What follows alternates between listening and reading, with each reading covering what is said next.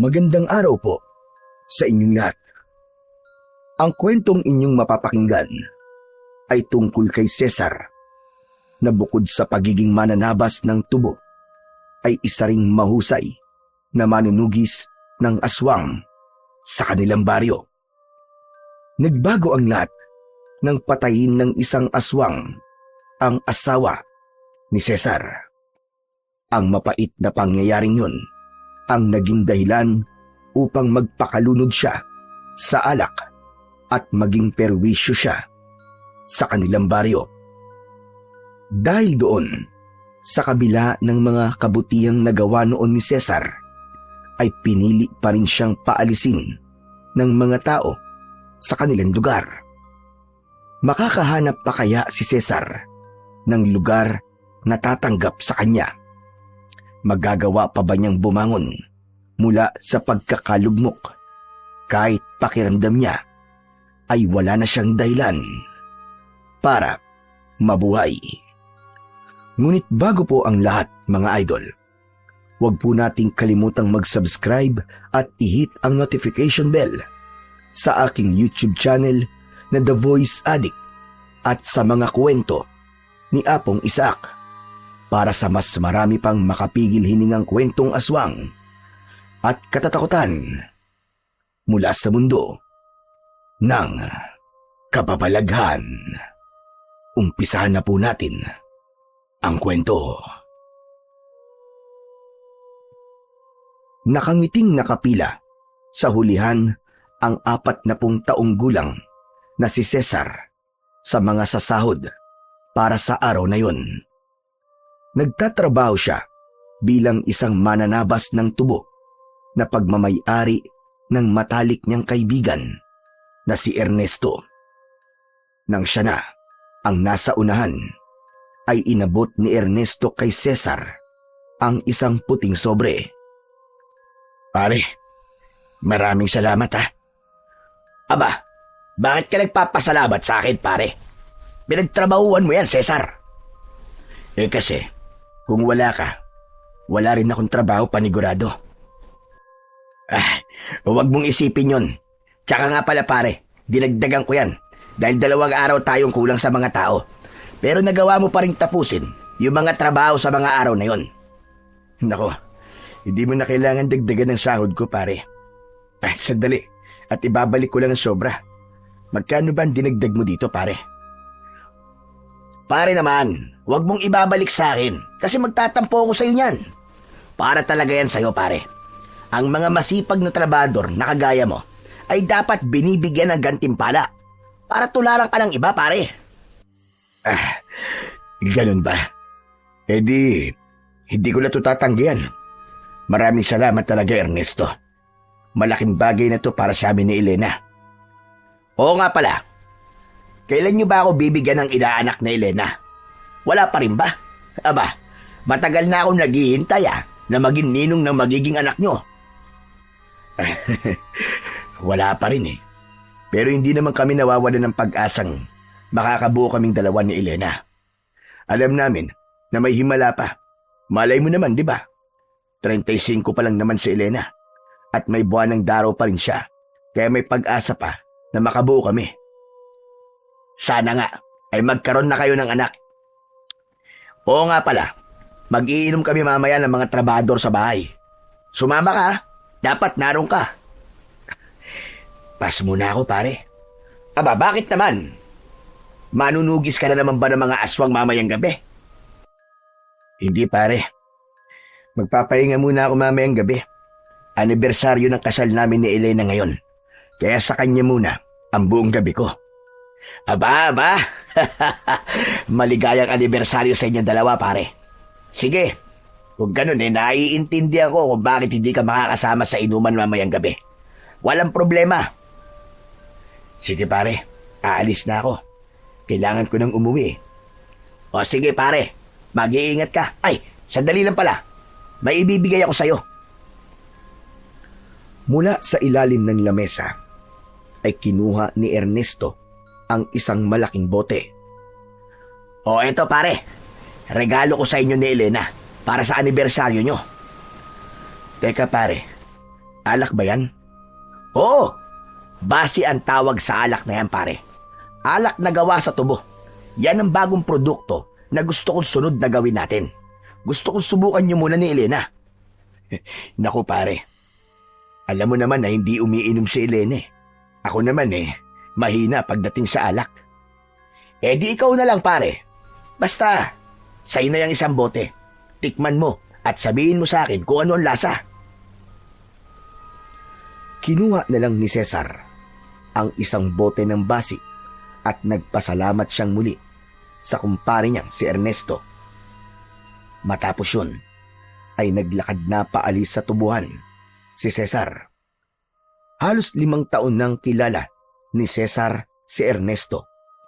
Nagkakilala silang dalawa nang lumipat ito sa baryo nila at nagpatulong ito sa kanya na maghanap ng malawak na lupa na pagtatayuan ito ng tubuhan.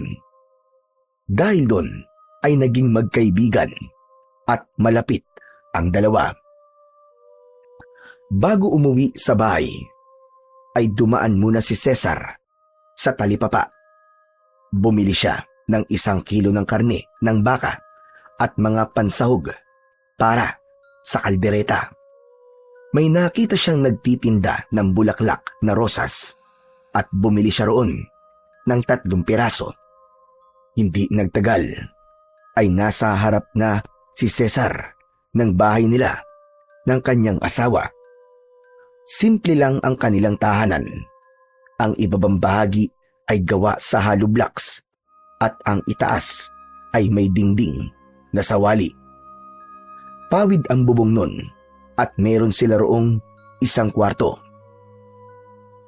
Pagpasok ni Cesar ay nakita niya sa kusina ang kanyang asawa na si Elena na binabantayan ang sinaing nito. Itinago niya ang bulaklak sa likuran niya bago siya lumapit kay Elena. Ginawaran niya ang kanyang asawa ng isang mabilis na halik sa labi. Sa kanya inabot dito ang mga rosas. Happy anniversary sa atin, mahal ko. Happy anniversary. Pero sana, hindi ka na nagabala pa, Cesar. Minsan lang naman ako magbigay ng bulaklak sa'yo eh. Saka, alam mo naman na espesyal ang araw na to, diba? Para sa ating dalawa. Kaya dapat may bulaklak. Maraming salamat, Cesar ha. Talagang kahit matagal na tayong kasal, ay napaka-romantiko mo pa rin. Aba, syempre naman. Hindi ba nangako ko na hindi ako magbabago? Tinutupad ko lang ang pangako ko na yun sa'yo. At teka, oo nga pala mahal. Bumili ako ng pangkaldereta para masarap ang ulam natin mamaya.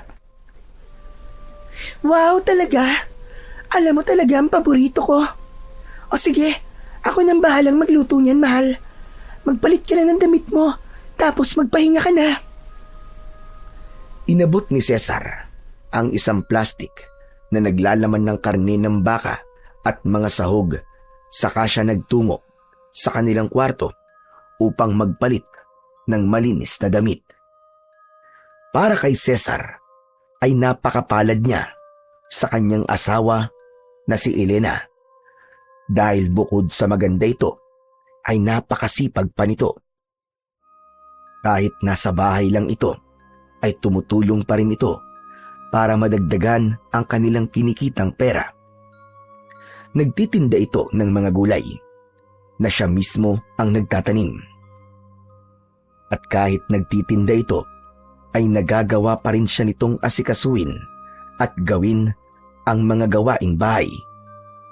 Talagang anak na lamang ang ulang sa kanila para masabi ni Cesar na kumpleto na ang kanilang pamilya. Pagsapit ng hapunan, ay inihain na ni Elena ang napakasarap na kaldereta na niluto nito. Tinawag na nito si Cesar at agad na dumulog ang dalawa sa pagkainan. Agad na tinikman ni Cesar ang kaldereta na niluto ng asawa at nagliwanag bigla ang kanyang muka. Napakasarap mo talaga magluto, mahal. Ito na ang pinakamasarap na kaldereta sa buong mundo. Sige lang, bulahin mo pa ako, Cesar. Uy, hindi kita binubola ha? Nagsasabi lang ako ng totoo. Abay, napakasarap naman talaga eh. Sige na, sige na. Ay, oo nga pala, Cesar. May kailangan akong sabihin sa'yo. Ano ba yun, mahal? Bigla ka naging seryoso. Kinakabahan tuloy ako eh. Hindi. Kasi nagpunta ako kanina sa health center. Nagpa-check up ako. Ha? Bakit? May nararamdaman ka ba? May masakit ba sa'yo? Wala, Cesar. Pero gusto kong malaman mo na 3 buwan na akong buntis. Nanlaki ang mga mata ni Cesar sa sinabi ng kanyang asawa. Para bang huminto at naging slow motion ang oras at nanlamig ang kanyang buong katawan. Bumilis ang tibok ng kanyang puso at ramdam niyang namuo ang luha sa kanyang mga mata. Ano sabi mo? Seryoso ka ba, mahal? Hindi ka ba nagbibiro? Hindi, mahal. Hindi ako nagbibiro. Totoo. Totoong buntis ako. Magkakaanak na tayong dalawa. Biglang napatayo si Cesar mula sa upuan at tila hindi makapaniwala sa kanyang narinig. Napahawak siya sa ulo niya sa kamuling napaupo. Hinawakan niya ang kamay ng kanyang asawa. Diyos ko, Elena! Hindi ako makapaniwala! Magkakaanak na tayo! Sa wakas, magiging tatay na ako! Ang tagal kong pinangarap to!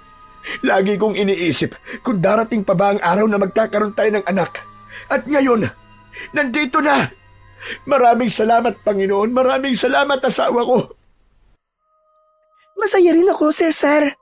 Matagal na nating inintay ito. At ngayon ay dininig na ng Panginoon ang palagi nating dinadasal sa Kanya. Kaya nga, mahal ko, pangako, gagawin ko lahat para sa iyo at sa anak natin. Lahat ng hirap, lahat ng trabaho kakayanin ko, kahit ano pa yan. Hindi ko kayo pababayaan, mahal ko.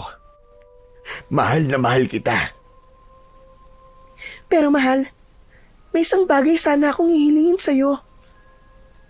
Dahil magkakaroon na tayo ng anak, gusto ko sana na huminto ka na sa pakikipaglaban mo sa mga aswang. Ano? Pero bakit naman, mahal? Kapag itinigil ko yun, sino na magtatanggol sa mga tao dito sa baryo natin mula sa mga aswang? Alam mo naman na tanging ako lamang ang may lakas ng loob na makipaglaban sa kanila. Alam ko yun, mahal. Pero naisip ko kasi na masyadong delikado ang ginagawa mo, lalo na't mag-isa ka lang. Natatakot ako na baka may kung anong masamang mangyari sa'yo. Ayoko mawala ka dahil magkakaroon na tayo ng anak. Ayokong lalaki ang anak natin na wala ka sa tabi niya. Saka, nangangamba rin ako, mahal, na baka balikan ka ng mga aswang dahil sa ginagawa mong pagpatay sa lahi nila. Elena, mahal ko, alam mong ang mga aswang na pinapatay ko ay yung nagdudulot lamang ng perwisyo sa ating baryo. Pero hayaan mo, pag-iisipan ko sinabi mo sa akin. Pero sana, maintindihan mong hindi madali para sa akin na magdesisyon kagad tungkol sa bagay na yan. Naiintindihan ko, mahal. Pero sana, ikonsidera mo ang kalagayan ko ngayon. Tanging tango na lamang na may kasamang pagngiti ang isinagot ni Cesar sa kanyang asawa na si Elena. 20 anyos pa lang si Cesar nang magsanay siya sa pakikipaglaban sa mga aswang sa tulong ng kanyang ama na isang manunugis din ng mga aswang. Nang mamatay ang tatay niya, ay siya na ang pumalit sa ginagawa nito. At simula noon ay naging kilala si Cesar sa baryo nila bilang isang mahusay na tagapagtanggol laban sa mga aswang. Aminado si Cesar na mahirap para sa kanya ang bagay na hinihiling ni Elena. Mahirap na talikuran ang isang bagay na nakasanayan niya ng gawin, lalo na't nangako siya noon sa kanyang ama na ipagpapatuloy niya ang legasiya nito bilang isang manunugis. Ngunit hindi rin niya maaaring baliwalain si Elena. Alam niya na nag-aalala na ito sa kanya at sa magiging anak nila, kaya nais nitong huminto na siya sa pagtugis sa mga aswang. Kaya alam ni Cesar na mahihirapan siyang magdesisyon sa bagay na yun. Kinabukasan ay masayang nagsimulang magtrabaho sa taniman ng tubo si Cesar. Sumisipol pa siya habang hawak ang karit at nagtatabas ng mga tubo. Napahinto siya nang marinig niya ang boses ni Ernesto. Aba, mukhang ang saya mo ngayong umaga, pare ah. Mukhang naka-score ka kagabi kay misis ah. Sa bagay, anibersaryo nyo nga pala kahapon. Ang totoo niyan, pare, hindi yan ang dahilan kung bakit ako masaya. Pare, buntis na si Elena. 3 buwan na. Magiging tatay na ako, pare. Ano ka mo? Totoo ba yan? Aba, napakagandang balita nga niyan, pare. Sa wakas, magiging ninong na rin ako ng anak nyo ni Elena. Tama ka, pare. Kaya nga sobrang saya ko. Talagang kahit natagalan, ay dininig pa rin ng Diyos ang dasal naming mag-asawa. Sulit na sulit ang matagal naming paghihintay, pare. Kaya lang, pare, may problema. Problema? Ano pa bang magiging problema nyo? Buntis na nga ang asawa mo eh. Si Elena kasi, pare, gusto niyang huminto na ako sa pagtugi sa mga aswang. Kasi nag-aalala siya para sa buhay ko. Baka raw mapahamak ako sa ginagawa ko. Ayaw niya kasing lalaki ang anak namin nang wala ako. Nako pare, mukhang problema nga yan para sa'yo. Ano palang desisyon mo tungkol sa bagay na yan? Ewan ko, pare. Sa ngayon, hindi pa ako nakakapagdesisyon. Napakahirap kasi na huminto ko sa pagiging manunugis. Kasi, alam mo naman dito sa baryo natin, di ba? Madalas ang pag-atake ng mga aswang dito. Hindi ko nga rin alam kung bakit paboritong puntahan ng mga aswang tong lugar natin. Alam mo pare, liblib kasi ang baryong to. Kung sakaling sumalakay ang mga aswang, ay hindi agad tayo makakahingi ng tulong sa kinauukulan. Sa bagay, may punto ang sinabi mo. Pero kung ako sa'yo, susundin ko na lang ang gusto ng asawa mo, pare. Naiintindihan ko si Elena kung bakit gusto niya na tumigil ka sa pagiging manunugis. Saka matagal ka na rin nakikipaglaban sa mga aswang, pare. Maiintindihan naman siguro ng mga tao kung sakaling hihinto ka na, lalo na ngayong magkakaroon ka na ng anak. O paano? Aalis na ako, pare. Marami pa akong dapat asikasuhin. Congrats pala sa inyong dalawa ni Elena, ha? Basta, huwag niyong kakalimutan, ha? Naninong ako ng anak niyo. Oo naman, pare. Hindi namin yung kakalimutan. Ikaw pa ba? Matapos yun, ay umalis na si Ernesto. Sandaling natigilan at napaisip si Cesar sa mga sinabi ni Ernesto. Hanggang sa sandaling yun, ay nagtatalo pa rin ang utak niya kung dapat na ba siyang huminto sa pagiging manunugis at mag-focus na lamang siya sa kanyang pamilya. Pagsapit ng hapon, pag-uwi ni Cesar sa kanilang bahay, ay naabutan niya si Elena na nagpuputol ng mga panggatong na kahoy gamit ang itak. Mabilis itong nilapitan ni Cesar at maingat niyang inagaw sa kanyang asawa ang itak. Mahal, pambihira ka, bakit naman ikaw pang gumagawa nito? Sana hinintay mo na lang ako, mahal. Hindi ba buntis ka? Baka mapano ang baby natin eh. OA ka naman sa pag-aalala, mahal. Kaya ko pa naman kasi hindi pa naman malaki ang tiyan ko eh. Kahit na pa, dapat ay magdoble ka na sa pag-iingat mo ngayon. Saka mahal, may sasabihin pala ako sa'yo. Napag-isipan ko na kasi yung sinabi mo sa akin kagabi. Kaya naman, nagdesisyon na akong huminto sa pakikipaglaban sa mga aswang. Talaga? Totoo ba ang sinasabi mo? Oo, mahal. Napagtanto ko kasi na dapat ikaw at ang magiging anak natin ang magiging prioridad ko. Tama ka. Hindi ko alam kung ano ang pwedeng mangyari sa akin kapag patuloy akong nakipaglaban sa mga aswang. Hindi ako sigurado kung palagi ba ako mananalo sa tuwing may makakaharap akong aswang.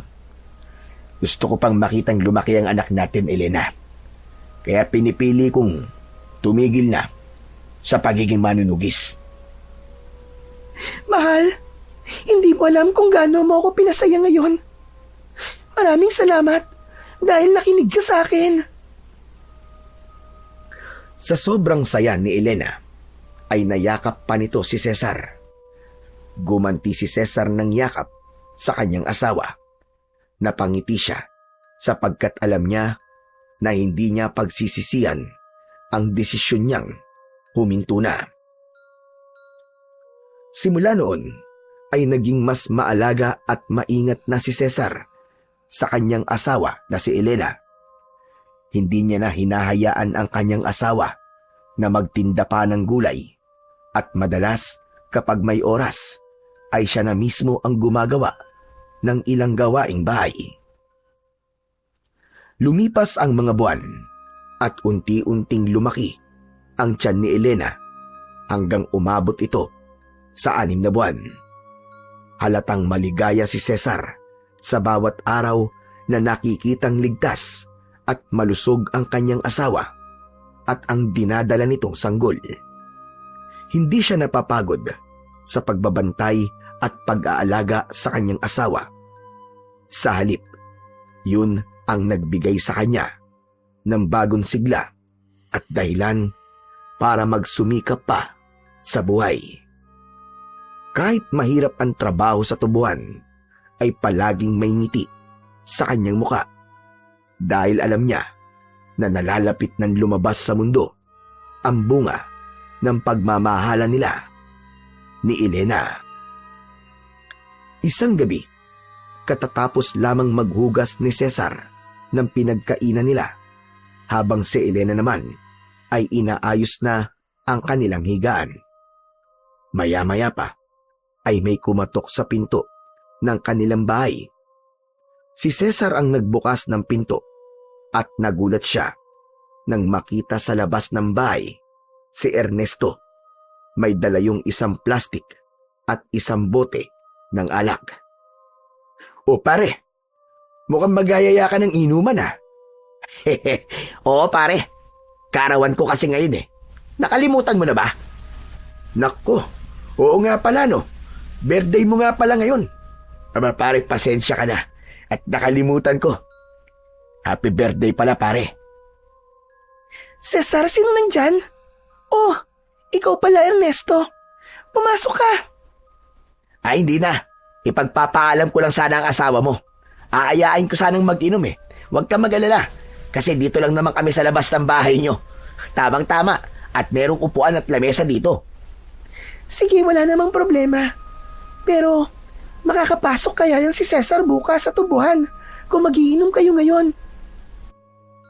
Makakapasok ako bukas, mahal. Saka isang bote lang naman ang dala ni Ernesto eh. Base ang laman nito, Elena. Hindi masyadong malakas ang tama nito. Alak to, nagawa sa tubo. Sige, sandalit maglalabas lang ako ng mga baso at pinggan. Umwesto na sina Cesar at Ernesto sa lamesa at upuan na nasa harap ng bahay. Maya-maya ay naglapag na ng pinggan at baso si Elena. Kapansin-pansin na nakatitig si Ernesto kay Elena. Teka, ilang buwan na pala ang tiyan mo? 6 na buwan na. Aba, tignan mo nga naman. 3 buwan na lang pala ang bibilangin nyo at manganganak ka na. Cesar, malapit ka na talagang maging tatay. Kaya nga pare, kinakabahan ako pero excited ako pare. Kaya doble ingat din talaga kami ngayon ni Elena. Hindi ko muna siya masyadong pinapagawa ng mga gawain dito sa bahay. Aba, dapat lang pare. Mukhang maselen din ang pagbubuntis ni Elena dahil unang anak niyo yan. Hindi nagtagal ay sinimulan na ni Cesar at Ernesto ang pag-iinom ng alak, habang si Elena ay nagtungo na sa kwarto para matulog. Aba, masarap pala itong alak na basi pare. Hindi ako mahilig uminom, pero mukhang magugustuhan ko to ah. Sabi ko na ba sa'yo pare, masarap talaga yan. Kasi gawa sa tubo yan eh. Ah, oo nga pala pare. Ano na pala ang desisyon mo dun sa request sa'yo ni Elena? Titigil ka na ba sa pagiging manunugis ng mga aswang pare? Oo pare. Naisip ko na dapat ay ang pamilya ko na ang prioridad ko ngayon. Kasi magkakaroon na kami ng anak ni Elena. Nakausap ko na rin si Kapitan. Nalungkot siya, pero ang sabi niya ay wala naman siyang magagawa sa desisyon ko. Tama yan pare. Sumasang-ayon ako sa desisyon mo na yan. Nagpatuloy ang pag-iinom nina Cesar at Ernesto hanggang sa naubos na nila ang isang bote ng alak. Doon na sila huminto. Labis na ang pagkahilo ni Cesar dahil sa sobrang pagkalasing. Hindi kasi siya sanay uminom ng alak, kaya kahit isang bote lang ay lasing na siya. O paano pare? Uwi na ako ah. Maraming salamat at sinamahan mo ako sa pag-celebrate ng birthday ko. Walang anuman pare. Happy birthday ulit. Mag-iingat ka at baka may makasalubong kang aswang. Sus, hindi ako natatakot sa aswang pare. Sila ang dapat matakot sa akin. Tatagpasin ko mga leeg nila. Sige na pare. Papasok na ako sa loob at talaga nahihilo na ako. May pasok pa ako bukas sa tubuan pare.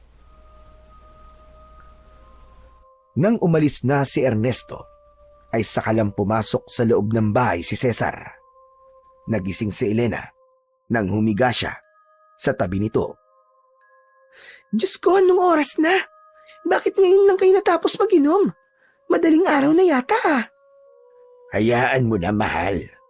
Birthday naman ni Ernesto. Saka minsan lang naman ito eh. O sige na, matulog na tayo at inaantok na ako. Ipinikit na ni Cesar ang kanyang mga mata. Wala siyang ibang nais gawin kundi ang matulog. Maya-maya pa ay naramdaman niya ang pagyugyug ni Elena sa braso niya. Cesar! Cesar, mahal! Gumising ka! Parang may tao sa labas. Mahal, baka pusa lang yun o kaya aso. Sigurado ko, may tao talaga, Cesar. Natatakot ako, gumising ka muna. Itulog mo na lang yan, mahal. Paulit-ulit na niyugyug ni Elena si Cesar, pero masyadong matindi ang pagkalasing ni Cesar. Kaya naman, kahit na anong gawin ni Elena, ay hindi na siya nito nagawang gisingin. Kinaumagahan, nang magising si Cesar, ay agad niyang naramdaman ang matinding pananakit ng kanyang ulo. Bumangon siya at hindi niya nakita si Elena sa kanyang tabi. Inasahan niya na nagluluto na ng almusal ang kanyang asawa ng mga oras na yon. Pero paglabas niya ng kwarto, ay hindi niya nakita si Elena sa kusina. Nakabukas ang pinto ng kanilang bahay, kaya naisip niya na baka nasa labas ang kanyang asawa. Saan kaya nagpunta si Elena? Baka naman nasa banyo. Pupungas-pungas na lumabas ng bahay si Cesar. Nagpunta siya papunta sa likod ng bahay kung saan naroon ang banyo. Nang nasa gilid na siya ng kanilang bahay, ay natigilan siya nang may nakita siyang bakas ng dugo sa lupa. Bigla siyang kinabahan. Nagmamadali siyang tumakbo papunta sa likod ng bahay. At doon sumalubong sa kanya ang isang tanawin na kahit sa panaginip ay hindi niya nais na makita. Nakahandusay sa lupa si Elena.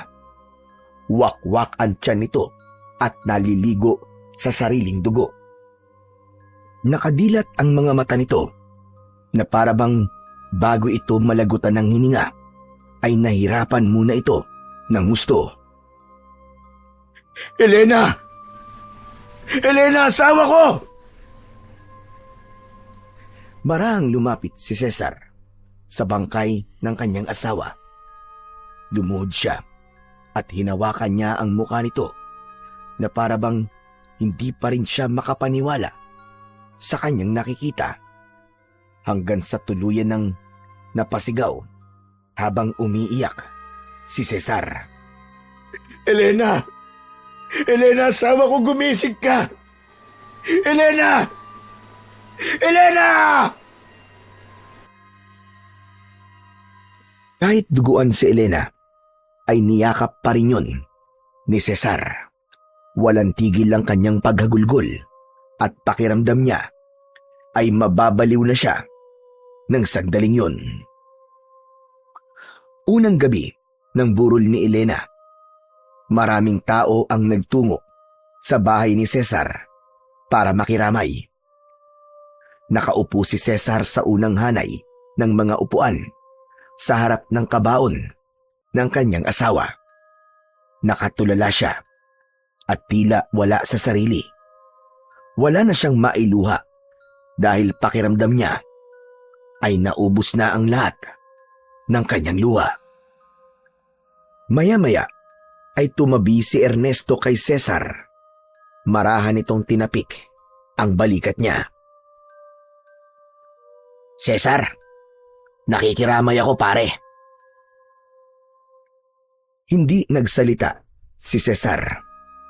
Nanatili siyang nakatulala habang pilit na kinukumbinsi ang sarili na isa lamang panaginip ang lahat. Paring Cesar, alam kong hindi ito ang tamang oras para tanungin ka sa bagay na to. Pero gusto kong malaman kung ano ba talaga ang nangyari kay Elena, pare. Aswang ang pumatay sa asawa ko. Aswang lang ang makakagawa ng ganong karumal-dumal na pagpatay. Tama ang asawa ko, pare. Babalikan ako ng mga aswang na nakalaban ko noon. Pero bakit hindi sila sa akin gumanti? Bakit kailangang idamay pa nila ang asawa at anak ko? Mga hayop talaga mga aswang na yan, pare. Mga wala silang awa. Hindi lang isang buhay ang kinuha nila sa akin, pare. Dalawang buhay ang nawala. Tinanggalan nila ako ng rason para mabuhay pa. Huwag mong sabihin yan, pare. Alam ko na sa sandaling ito ay napakasakit pa ng nangyari. At pakiramdam mo ay wala ka ng ganang mabuhay. Pero pare, magpatuloy ka sa buhay. Hindi pa ito ang katapusan ng mundo. Marami pang magagandang bagay ang pwedeng mangyari sa'yo. Nasasabi mo lamang yan, Ernesto. Dahil hindi sa ito nangyari. Palibasa wala kang asawa at anak. Kaya hindi mo ako naiintindihan. Sandali lang, pare, hindi mo ako kaaway. Nagpapayo lang ako sa'yo. Pues, wala kang karapatang magsalita sa bagay na hindi mo pa nararanasan. Hindi ko kailangan ng payo mo, pare. Sa kasalanan mo kung bakit napatay ng aswang ang asawa ko. Kung di mo ko inayang mag-inom ng gabing yon, hindi sana ako nakatulog ng gusto. Naipagtanggol ko sana si Elena. Natigilan at nagulat si Ernesto sa pagsigaw na yon ni Cesar. Tila napahiya pa ito dahil maraming mga tao ang nakarinig sa sinabi ni Cesar. Walang imik na tumayo si Ernesto at umalis yun habang nakayuko. Alam ni Cesar na mali ang kanyang ginawa pero hindi niya na hinabol ang kanyang kaibigan para humingi ng paumanhin. Lugmok siya sa pagluluksa ng sandaling yun at walang kahit na anong salita ang kayang magpagaan ng kanyang dinadala. Matapos mailibing si Elena, ay tuluyang bumagsak ang mundo ni Cesar. Araw-araw siyang dumadaan sa tindahan ng alak at doon niya inuubos ang perang kinikita niya mula sa tubuan. Sa halip na ipunin para sa mga gastusin sa bahay, ay alak ang kanyang pinaglalaanan ng kanyang pera. Nagkaroon na rin ng lamat ang pagkakaibigan nina Cesar at Ernesto dahil sa ginawang pagbulyaw noon ni Cesar kay Ernesto. Hindi na sila nag-usap at nagpansinan. Gabi-gabi ay nakaupo si Cesar sa harap ng kanilang bahay habang umiinom at umiiyak. Madalas niyang kausap ang bote ng alak na parabang yun na lang ang tanging nakakaintindi sa kanya. Patuloy niyang naramdaman na wala na siyang dahilan para mabuhay pa dahil hindi niya na makakasama ang kanyang asawa at anak. Isang umaga, habang abala si Cesar sa paggapas ng mga tubo, ay isang katrabaho niya ang lumapit sa kanya. Anito ay nais siyang kausapin ni Ernesto. Huminto muna siya sa kanyang ginagawa at pinuntahan niya si Ernesto na nasa mahabang upuan sa ilalim ng isang puno ng mangga. Pinatawag mo raw ako? Oo, ayoko na magpaligoy-ligoy pa. Pero kinalulungkot kong sabihin na huling araw mo na to sa pagtatrabaho sa aking tubuan. Anong ibig mo sabihin? Sinisisante na kita, Cesar. Mamaya, bago ka umuwi ay kunin mo na sa akin ang huling sahod mo. Sandali, Ernesto. Bakit mo naman ako tatanggalin dito? Dahil ba sa nasigawan kita? Hindi dahil doon. Ang totoo ay wala na sa akin yun. Alam ko nasigawan mo lang ako dahil sa matinding emosyon mo ng panahong yon. Kung ganun, anong dahilan bakit mo ko tinatanggal? Maraming trabahador dito sa tubuan ang nagrereklamo na pumapasok ang lasing. Dahil doon ay hindi ka nakakapagtrabaho na maayos. May ilan pa na nagsasabing natutulog ka sa oras ng trabaho mo. May ilan pa na nagsasabi na bigla ka na lang naghahamon ng away at may pinagbantaan ka pa. Napapatayin mo gamit ang iyong karet. Masyado lang silang balat sibuyas, Ernesto. Intindi na lang nila ako dahil meron akong pinagdadaanan. Hindi lahat ay dapat na mag-adjust para sa'yo. Dahil may pinagdadaanan ka. Kilala mo ko, Cesar. Kapag trabaho ay walang kaibigan sa akin. Kaya pasensya ka na. Pero buo na ang desisyon ko. Tumiim ang bagang ni Cesar habang nakatingin kay Ernesto. Hinintay niyang bawiin ito ang mga sinabi nito. Makalipas ang ilang segundo, ay mahinang tumawa si Cesar. Sabay tango. Sige, kung yan ang desisyon mo, ay wala na akong pakialam. Sa sinabi mo na yan, ay parang tinapos mo na rin ang pagkakaibigan natin. Ayoko na magtrabaho ngayong araw. Ibigay mo na lang sa akin ang huling sahod ko para makaalis na ako rito. Eto na ang huling sahod mo. Huwag ka mag-alala dahil dinagdagan ko yan. Dapat lang nadagdagan mo to dahil sa pagpapakahirap ko sa tubuan mo. Saka kung inaakala mo na hindi na ako makakahanap ng ibang trabaho, nagkakamali ka. Hindi lang ikaw ang tatanggap sa akin. Inuha ni Cesar ang puting sobre na inaabot ni Ernesto at walang lingon-likod siyang umalis sa tubuan. Habang naglalakad ay bigla siyang nilukob ng pagkabahala dahil ang totoo ay nag-aalala siya kung ano na ang mangyayari sa kanya ngayong wala na siyang trabaho. Mas lalo pang nadagdagan ang pasanin ni Cesar simula nang mawalan siya ng pagkakakitaan. Imbis na maghanap ng trabaho, ay mas lalo siyang nalulong sa pag-inom ng alak. May mga pagkakataon pa na nangungutang na siya sa tindahan para lamang makapaglasing. Ngunit sa tuwing naglalasing si Cesar, ay hindi na niya nakikilala ang kanyang sarili. Bigla na lang siyang nagwawala at naghahamon ng suntukan kahit kanino. May mga pagkakataon pa na naninira siya ng ari-arian ng mga kapitbahay niya nang walang dahilan. Ang dating mga humahanga ay nagkaroon na ng takot sa kanya. Ang dating mahusay na manunugis ay nakilala na bilang isang lasinggerong palaging may dalang karit at naghamon ng away. Isang gabi, habang nag-iinom si Cesar sa loob ng kanyang bahay, ay kinuha niya ang larawan ng kanyang asawa na si Elena. Nang tignan niya yon, ay otomatikong nalaglag ang kanyang mga luha. Elena, mahal ko.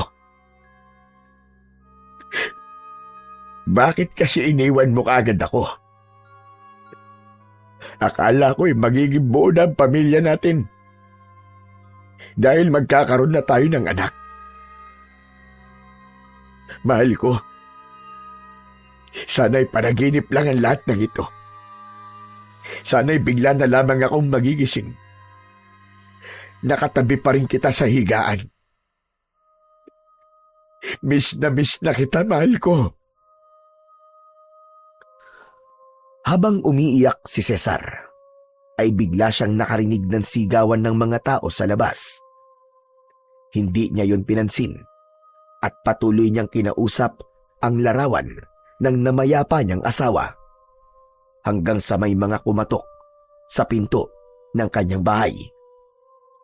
Narinig niya ang paghingi ng saklolo ng mga tao sa kanya. Sinabi ng mga yon na may isang aswang na sumasalakay sa bahay ng isa sa kanilang mga kababaryo. Narinig din niya sa mga tao na kailangan niyang labanan ang aswang na yon. Wala! Tumigil kayo! Napakaingay nyo! Matagal na akong tumigil sa pagiging manunugis. Kaya tigilan nyo na ako. Kahit anong sabihin nyo, ay hindi ko na kahit tutulungan. Hindi nyo rin naman ako natulungan Di ba yung asawa ko, pinatay ng aswang? Umalis na kayo. Wala kayong mapapala sa akin. Matapos yung sabihin ni Cesar, ay huminto na ang mga tao sa paghingi ng tulong sa kanya. Nilagok niya ang bote ng alak at nang maubos yun, ay nahihilo siyang napahiga sa sahig. Dahil sa labis na pagkalasing, ay mabilis na nakatulog si Cesar at doon niya na panandaliang nakalimutan ang sakit sa pagkamatay ng kanyang mahal na asawa. Nang sumunod na araw, ay hapon na nang magising si Cesar. Nahihilo siyang lumabas ng bahay upang maglakad-lakad. Napansin niya na pinagtitinginan siya ng mga tao. May ilan na may takot sa mga mata, pero hindi niya pinansin ang mga yon. Napahinto si Cesar sa tapat ng isang kubo. Nakita niya na merong kabaong nagawa sa plywood ang nasa harapan. May mga umiiyak at narinig niya na ang nasa kabaon ay ang naging biktima ng aswang noong nakaraang gabi. Nang nakita si Cesar ng mga taong naroon, ay napansin niya na may paninisi sa muka ng mga yon. Bakit ganyan kayo makatingin sa akin, ha? Ako ba ang sinisisi niyo sa pagkamatay niyan? Bakit ako ba ang aswang na pumatay dyan? Hindi naman, di ba? Yung aswang ang sisihin niyo, wag ako. Saka sisihin niyo rin ang sarili niyo kasi hindi kayo marunong makipaglaban. Hindi nyo kayang ipagtanggol ang sarili nyo. Masyado kayong umaasa sa akin. Nagpakawala pa si Cesar ng isang nakakainsultong pagtawa bago siya nagpatuloy sa kanyang paglalakad. Nang sandaling yun, ay wala na siyang awang nararamdaman para sa mga tao sa kanilang baryo. Para sa kanya, ay wala nang saysay na makipaglaban pa siya sa mga aswang at protektahan ang kanilang baryo dahil wala na ang kanyang asawa. Hindi niya matanggap sa kanyang sarili na nagawa niyang protekta ng ibang tao. Pero kay Elena na asawa niya ay hindi niya yun nagawa. Sa mga sumunod na araw ay nagpatuloy ang paglalasing ni Cesar at mas tumindi ang perwisyong dulot niya sa kanilang baryo. Maraming beses na may hinabol siya habang hawak niya ang kanyang karit. Dahil sa mga ganung pangyayari ay mas lalo pa siyang kinatakutan ng mga tao. Isang umaga, pagkagising ni Cesar, ay agad niyang tinignan ang laman ng kanyang wallet. Napamura siya dahil kahit piso ay wala na siya. Anak ng putya, oh. Paano pa ako nito makakabili ng alak? Ayaw naman na akong pautangin ni Aling Maming sa tindahan niya. Buwisit na Maming na yun. Walang utang na loob. Parang hindi ko siya nun iniligtas nang pasukin ng aswang ang bahay niya. Lumabas na lang si Cesar at naupo sa upuan sa harapan ng kanyang bahay. Tumingin siya sa kawalan at tila wala sa sarili na tumawa ng mahina.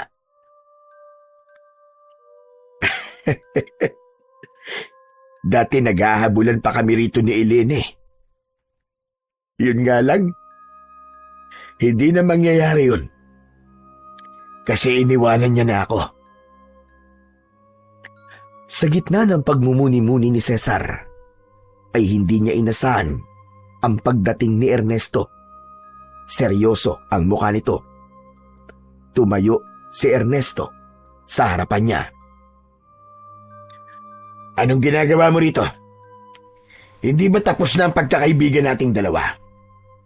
Ayoko nang makita yung pagmumukha mo kahit kailan. Hindi ako nagpunta rito bilang kaibigan mo, Cesar. Bilang ano? Bilang kaaway ba? Sandali, tintayin mo ako rito. Kukunin ko lang ang karit ko. Tatayo na sana si Cesar nang hawakan ni Ernesto ang braso niya. Marahas na pumiksi si Cesar. Ano ba? Huwag mo akong hinahawakan. Wala ako rito para makipag-away sa'yo, Cesar. Nandito ako bilang normal na kababayan mo. Alam ko na. Natatakot kang makipaglaban sa akin, no? Sa bagay, ano bang alam mo sa pakikipaglaban? Di ba? Ang alam mo lang namang gawin ay umupo at mag-utos sa mga trabador mo. Pwede ba, Cesar? Manahimik ka muna. Talaga bang wala ka ng utak at puro bibig at angas na lang ang pinapairal mo? Napigilan si Cesar sa pagsigaw na yon ni Ernesto. Sa tagal nilang magkakilala, ay noon lamang niya nakitang nagalit si Ernesto dahil kilala niya ito bilang isang mahinahong tao. Nandito ako dahil nakiusap sa akin si Kapitan. Nakausapin ka tungkol sa isang bagay na napagkasunduan na ng karamihan sa mga tao dito sa baryo natin. Kahapon ay nagkaroon ng pagpupulong sa barangay tungkol sa mga hindi magagandang bagay na ginagawa mo rito sa baryo. Ganun ba ako kaimportante sa inyo? Para magpulong pa kayo para sa akin? At ano namang pinagpulungan nyo? Marami na sa kanilang nababahala sa kinikilos mo, Cesar. Marami nang natatakot sa'yo at itinuturing ka nilang malaking banta sa buhay ng mga tao. Ang dami mong ginagawang hindi maganda, lalo na kapag nakakainom ka. Nanghahamon ka ng away kung kani-kanino at nanghahabol ka habang may dala kang karet. Pwede ba wag ka na magpaligoy-ligoy? Ang dami mo pa sinasabi. Ano ba talaga na pag-usapan nyo sa pagpupulong? Sabihin mo na. Marami ang bumoto na paalisin ka na rito sa baryo natin, Cesar. Gaya ng sinabi ko, ay isa ka ng malaking banta sa kaligtasan ng lahat.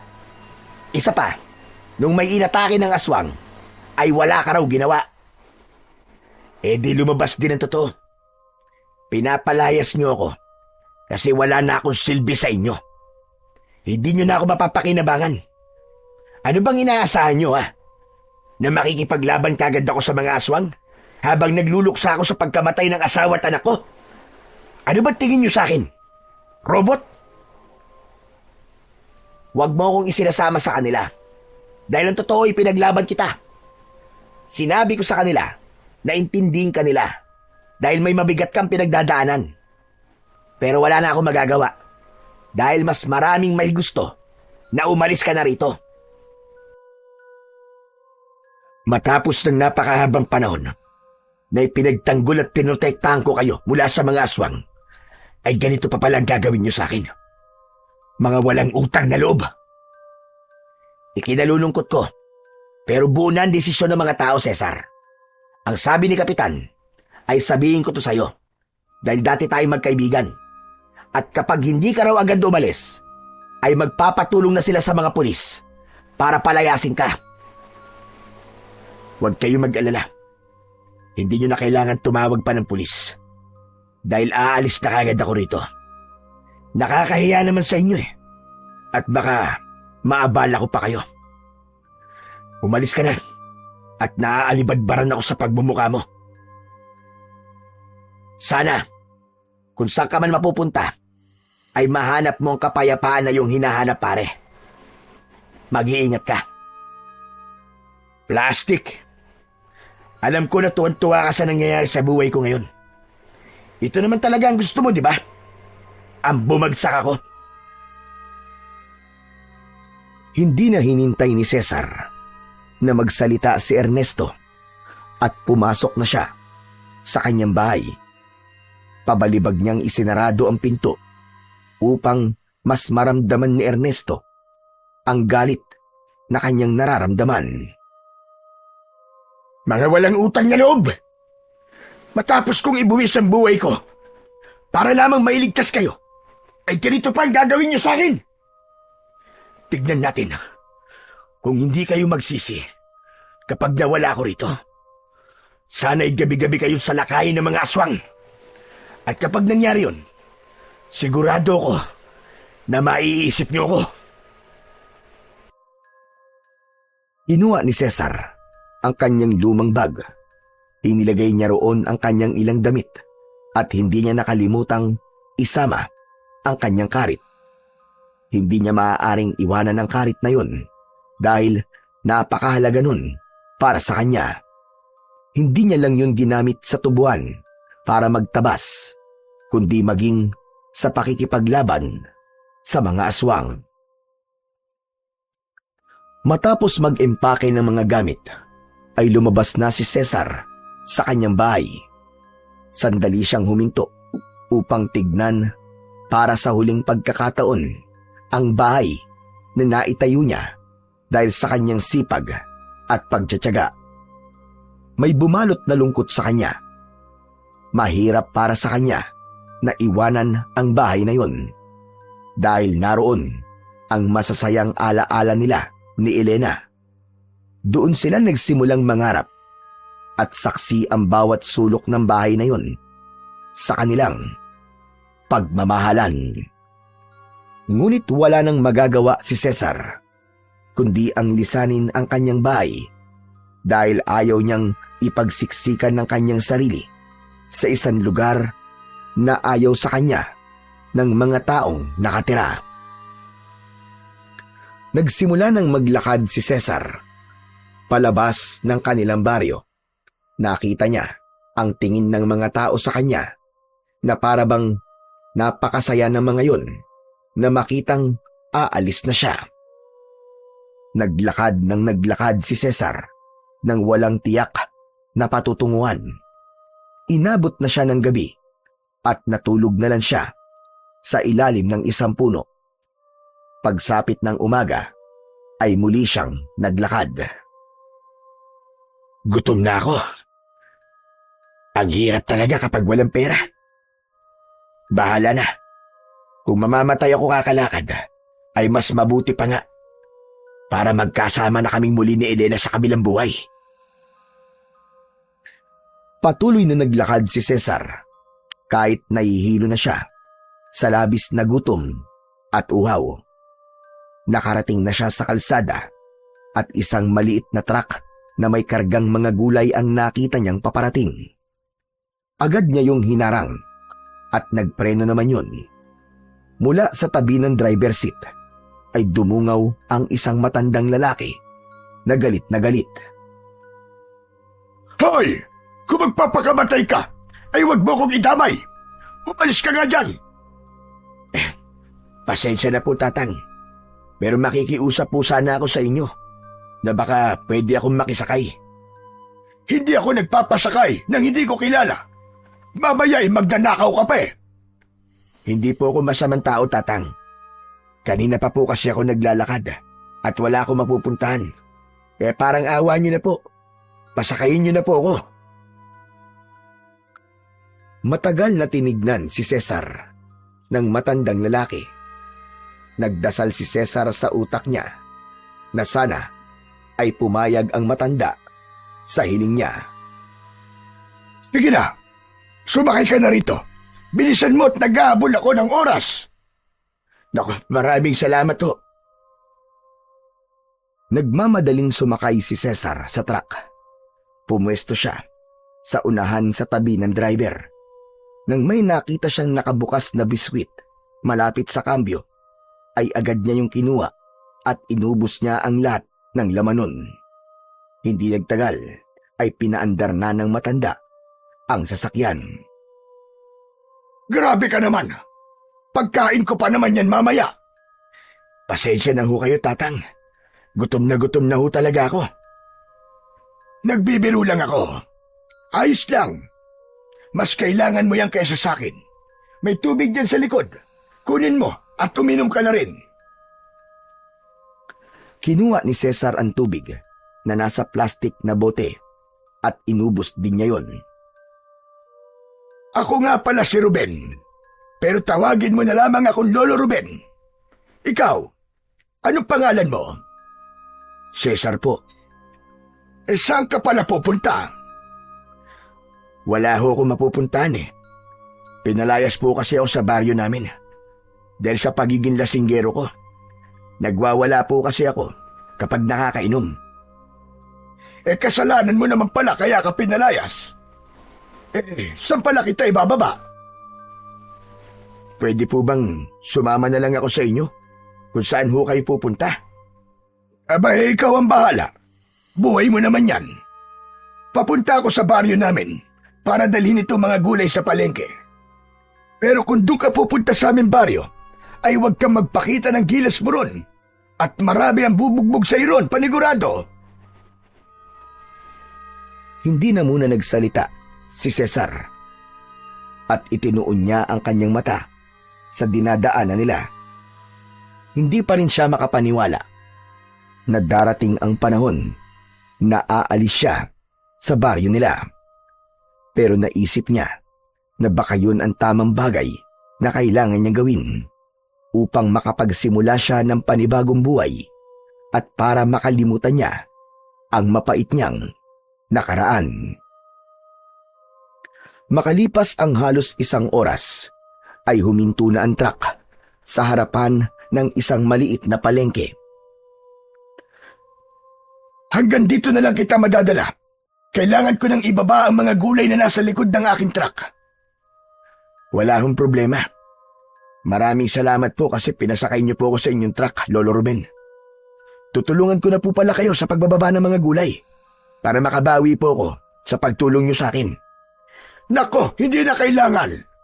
Huwag mo nang agawan ng trabaho ang mga kargador dito sa palengke.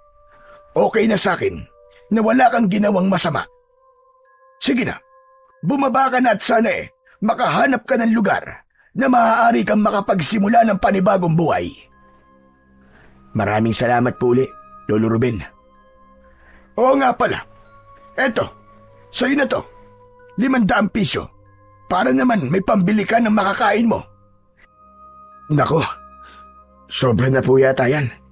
Pero hindi ko na po tatanggihan yan kasi walang-wala po talaga akong pera eh. Maraming salamat po talaga. Napakabuti niyo ho.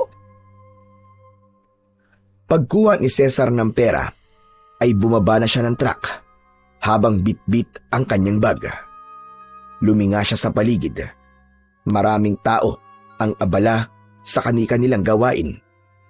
Huminga siya ng malalim at muli siyang naglakad hanggang sa nakarating siya sa mismong baryo ng lugar na yon. Halos wala yung pinagkaiba sa lugar na kanyang pinanggalingan. Puro kubo ang bahay doon at may mga malawak na palayan at taniman ng iba't ibang mga gulay. Isang tindahan ang nadaanan niya at bumili siya roon ng isang bote ng alak. Habang naglalakad ay may nakita siyang puno sa tabi ng daan na may mahabang upuan sa ilalim. Doon siya naupo at nagsimulang uminom.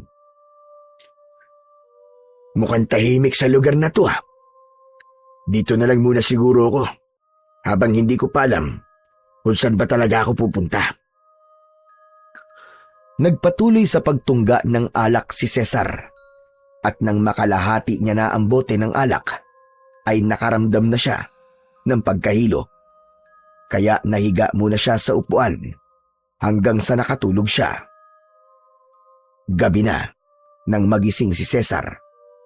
Agad niyang hinagilap ang bote ng alak at sinimulan niyang ubusin ang natitira ng laman. Parang tubig na lang kay Cesar ang alak, kaya dire-diretso niya yung ininom hanggang sa maubos. Dapat pala, bumili rin ako ng tinapay kanina. Nagugutom na tuloy ako. Ang mabuti pa kaya bumalik ako doon sa tindahan para bumili. Bit-bit ang bag ay naglakad si Cesar papunta sa tindahan kung saan siya bumili ng alak kanina.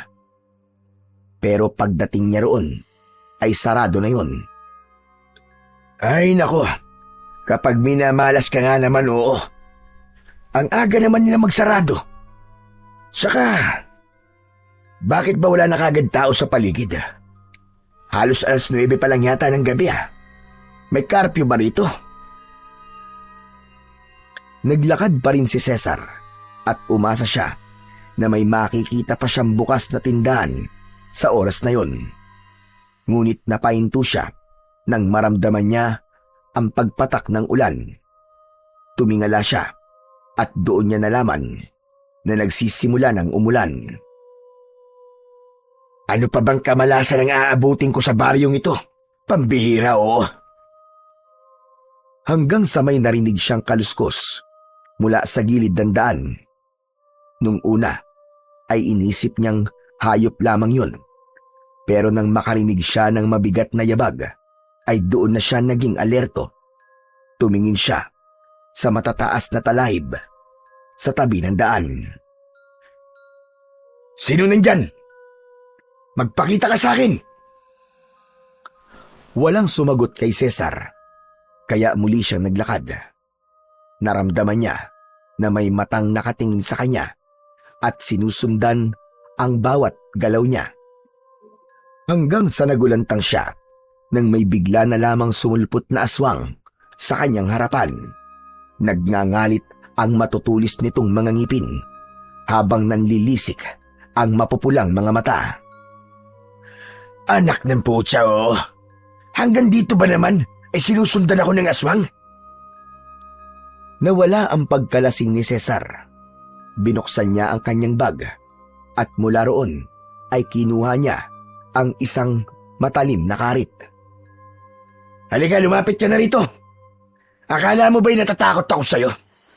Nagkakamali ka ng gustong biktimahin. Hindi mo ko kaya. Mabilis na sumugod ang aswang. Nakangangayon na parabang sinasadyang ipakita pa ang matutulis nitong mga pangil upang masindak si Cesar. Iwinasiwas ni Cesar ang karit at muntik ng tamaan ang leeg ng halimaw. Ngunit Nakailag ito. Sinubukang kalmutin ng aswang si Cesar, pero iniharang niya ang kanyang bag. Pero mabilis na gumalaw ang isa pang kamay ng aswang at bumaon ang mga kuko nito sa kanyang braso. Mautak kang aswang ka, ha? Pero hindi ka pa rin mananalo sa akin. Hindi ikaw ang aswang na magpapatumba sa akin.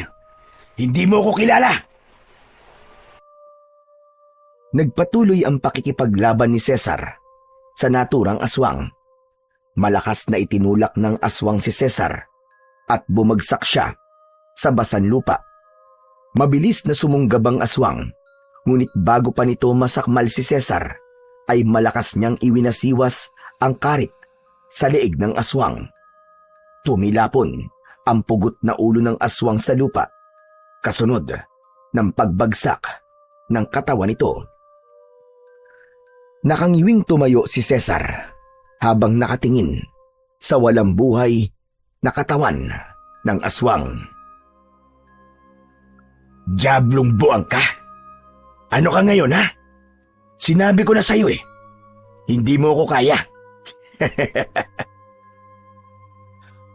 Napahinto si Cesar sa pagtawa nang mapansin niyang may mga taong nakadungaw sa bintana ng mga bahay.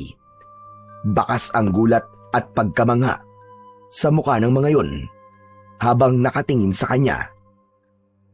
Nagulat si Cesar nang lumapit sa kanya si Lolo Ruben. Gaya ng iba, ay gulat na gulat din ang matandang lalaki. Cesar, may sugat ka. Halika sa bahay ko para magamot ko yan. Hindi na tumanggi si Cesar sa alok ng matandang lalaki at sumama siya rito. Pumasok sila sa isang maliit na kubo. Naupo si Cesar sa kawayang saig habang inihahanda naman ni Lolo Ruben ang mga gagamitin nito para sa paggamot sa kanyang sugat. Hindi nagtagal ay sinimulan na ni Lolo Ruben na linisin ang sugat sa braso ni Cesar. Lolo Ruben, meron ho palang aswang dito sa baryo nyo. Oo, ang totoo ay matagal na namin problema ang aswang na yon. Kaya kung mapapansin mo, wala ka nang makikitang tao sa labas kapag ganitong oras. Ilang taon na siyang sumasalakay dito. Hindi lang mga hayop ang binibiktima niya, kundi mga tao rin. Oo nga pala, malalim ang sugat mo, kaya konting tiis lang. Magiging masakit itong paglilinis ko sa sugat mo. Ayos lang ho. Sanay na po ako sa sugat mula sa mga aswang. Anong sabi mo? Aba, bakit sanay ka na sa ganun? Sino ka ba talaga, Cesar? At bakit tila sanay na sanay kang makipaglaban sa mga aswang? Ang totoo ho niyan, Lolo Ruben, ay isa po talaga akong manunugis ng aswang sa baryo namin. Manunugis po ang tatay ko, at siya po nagsanay sa akin. Paborito pong salakayin ng mga aswang ang lugar namin. Kaya ako po ang inaasahan ng mga tao roon na makipaglaban sa mga aswang. Kaya naman pala sisiw na sisiw lang sa'yo ang aswang na nandito sa aming baryo. Napakadali mo siyang napatay. Kahanga-hanga. Maraming salamat sa'yo dahil tinapos mo na ang matagal na naming problema. Hindi mo alam kung gaano kami kasaya sa ginawa mong yon.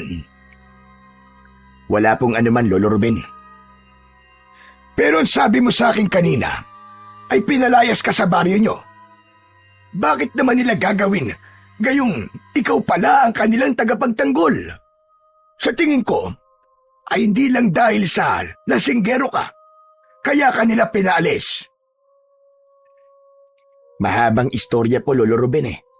Saka, hindi pa po ako handa para magkwento tungkol sa bagay na yan. Naiintindihan ko. Pero dahil wala kang matutuluyan, ay maaari ka munang manatili rito sa aking bahay. Talaga ho? Patutuloyin niyo po ako rito? Oo naman. Pwede ka manatili rito kahit kailan mo gusto.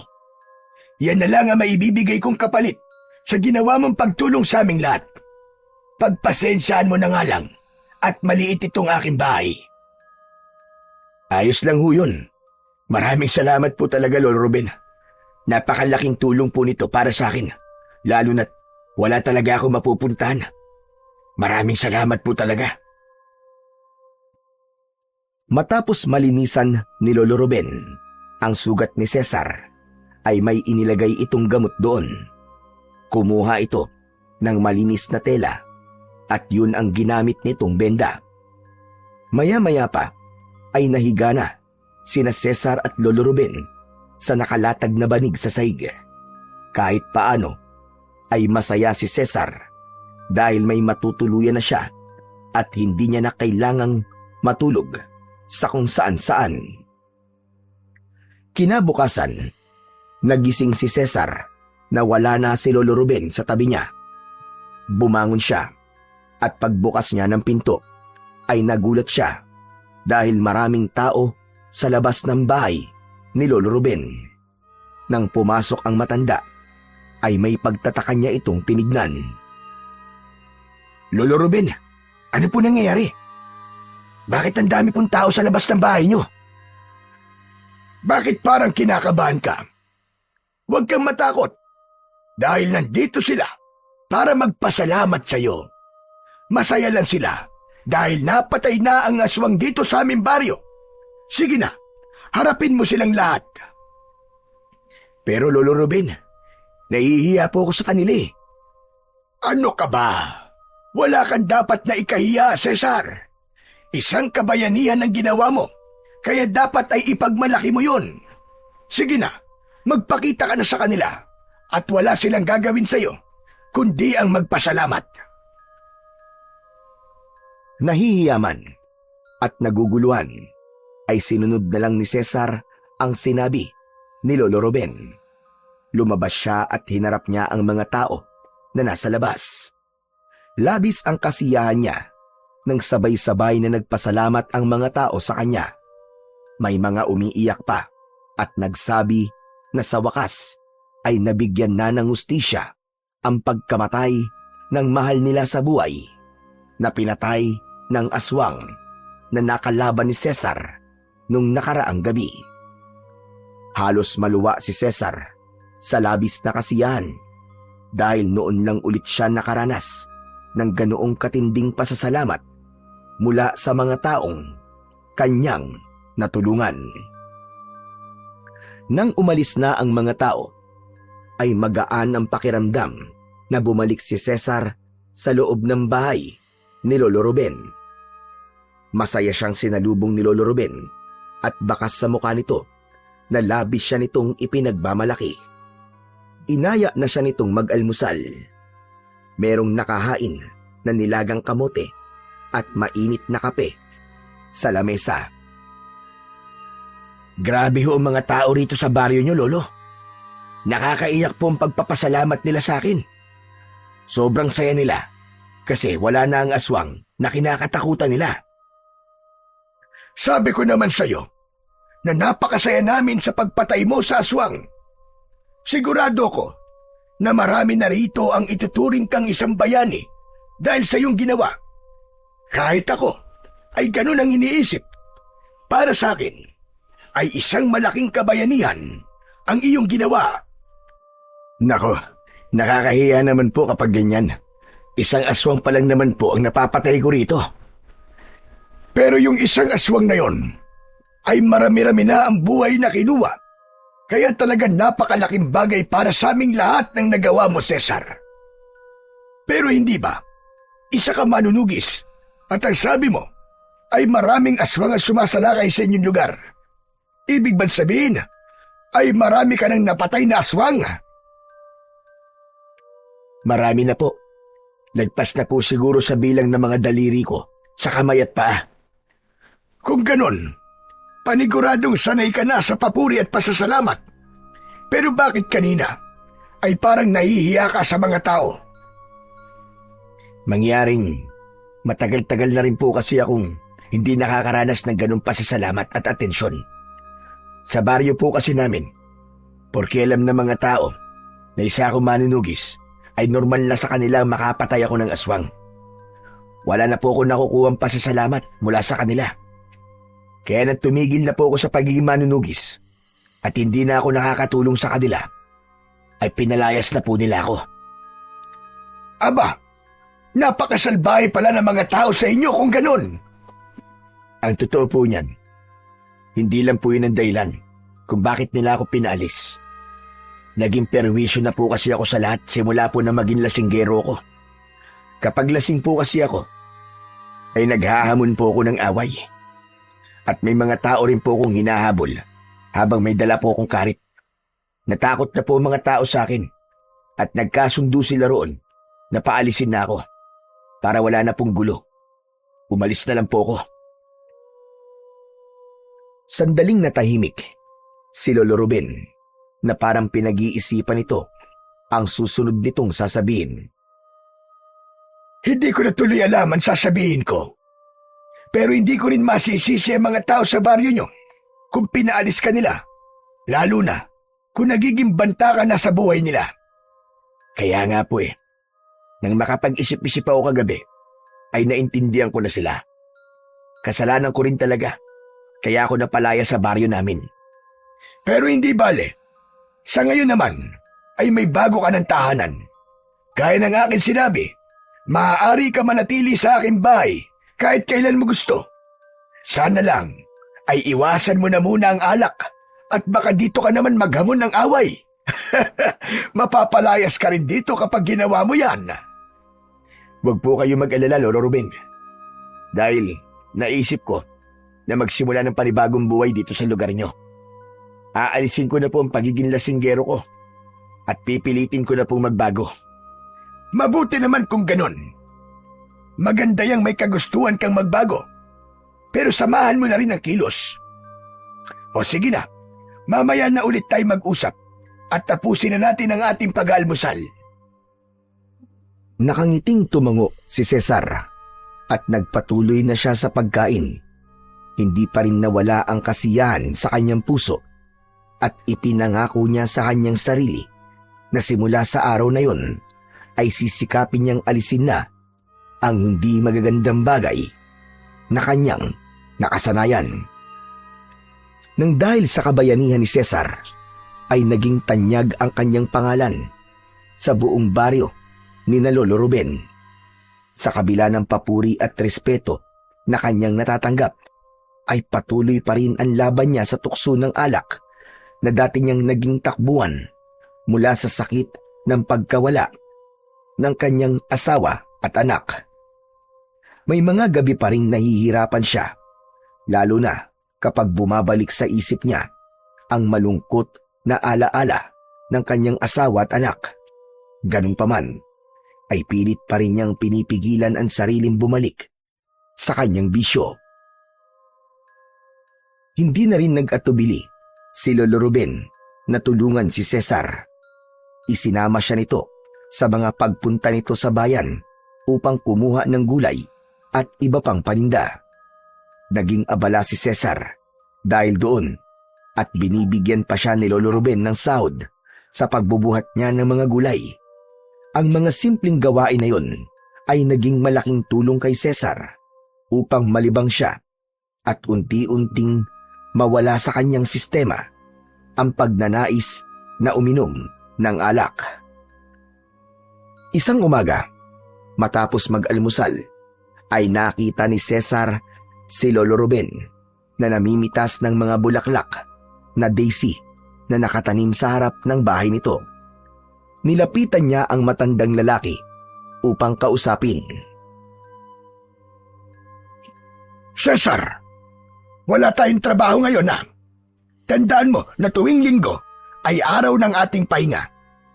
Kumusta ka na nga pala sa pagtira dito sa aming baryo? Ayos naman po, Lolo Ruben.